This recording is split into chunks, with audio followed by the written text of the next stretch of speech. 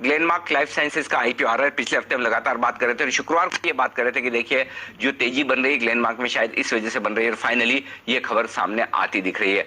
क्या करती है ये कंपनी, किस साइज का आईपीओ है, क्या है डिटेल्स, बताने के लिए तैयार है देवांशी। देवांशी बताइए। बिल्कुल, तो आप देखिए हम आपको बता रहे थे कि ग्लेनमार्क के जो एपीआई कारोबार है उसका आईपीओ अब जल्दी आ सकता है और फाइनली हमने देखा कि सेबी में उन्होंने अर्जी दे दी है। मार्केट आप देखिए जो ओवरऑल ग्लेनमार्क लाइफ साइंसेज है ये एपीआई कारोबार में है और दो चीज़ें करती है। एक तो ये जो प्रोडक्शन करती है ये बाहर भी बेचती है और साथ ही ये जो प्रोडक्शन करती है ये ग्लेनमार्क फार्मा खुद भी यूज़ करती है।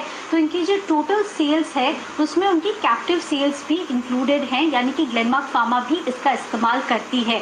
लेकिन इसके बावजूद हम देख रहे हैं कि इनकी जो बिक्री वो लगातार बढ़ती हुई दिख रही है। एपीआई कारोबार को अच्छे वैल्यूएशंस मिलते हुए दिख रहे हैं और आप देखिए ग्लेनमार्क फार्मा की ये 100% सब्सिडरी है और कैपिटल एक्सपेंडिचर साथ ही कॉर्पोरेट के उद्देश्यों से ये आईपीओ ला रही है। मैं आपको ये भी बता दूं कि जब ये आईपीओ से पैसे जुटाते हैं उसके बाद अपना जो कर्ज है वो कम करती हुई दिखेगी ग्लेनमार्क फार्मा भी, तो इसके चलते ग्लेनमार्क फार्मा को भी फायदा होता हुआ दिखेगा।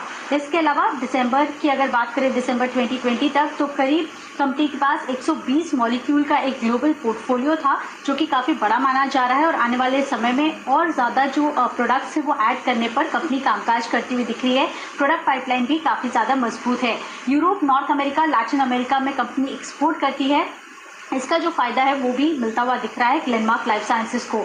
इसके अलावा कितना कंट्रीब्यूट करती है इनके टोटल रेवेन्यूज़ में, तो आप देखिए हमने पिछले साल या Q3 FY20 की अगर बात करें तो करीब 14 से 15% तक के आय में इसका कंट्रीब्यूशन था। लेकिन Q3 FY21 की बात करें तो कुल मिला के 18 to 19% का जो कंट्रीब्यूशन है वो इनके लाइफ साइंसेज कारोबार से आता हुआ दिखता है और आने वाले समय में इसका जो कंट्रीब्यूशन है और भी ज़्यादा बढ़ता हुआ दिखेगा। तो धीरे धीरे जो लाइफ साइंसेज की ग्रोथ है वो काफ़ी तेज़ी से होती हुई दिख रही है। इंटरेस्टिंग बात यह है कि अगर आप दिग्गज एपीआई कंपनीज को देखें जिसकी हम हमेशा बात करते हैं, डीवीज लैब, इनको करीब 55 गुना का जो पीई मल्टीपल है वो मिलता है। तो अब देखना होगा कि ग्लेनमार्क लाइफ साइंसेज को किस तरह से वैल्यूएशंस मिलते हैं। कुल मैं बता दूं 1160 करोड़ रुपए फ्रेश इशू से जुटाने की योजना है उनकी और साथ ही 73 लाख के जो शेयर्स हैं वो भी बेचती हुई दिखेगी। लेकिन उसका फेस वैल्यू 2 रुपये का है, लेकिन क्या वैल्यू पर बेचेगी वो अभी तक सामने आता हुआ नहीं दिखा है। लेकिन माना यही जा रहा है कि अच्छे वैल्यूएशंस इसकी एपीआई कारोबार को मिलते हुए दिखेंगे और साथ ही ग्लेनमार्क फार्मा को भी इसका फायदा होता हुआ दिखेगा। और इसी के चलते आप देखिए पिछले एक महीने में स्टॉक में करीब 25% की रैली ऑलरेडी आ चुकी है और भी ज़्यादा गेन्स होने की उम्मीद जो है वो लगाई जा रही है।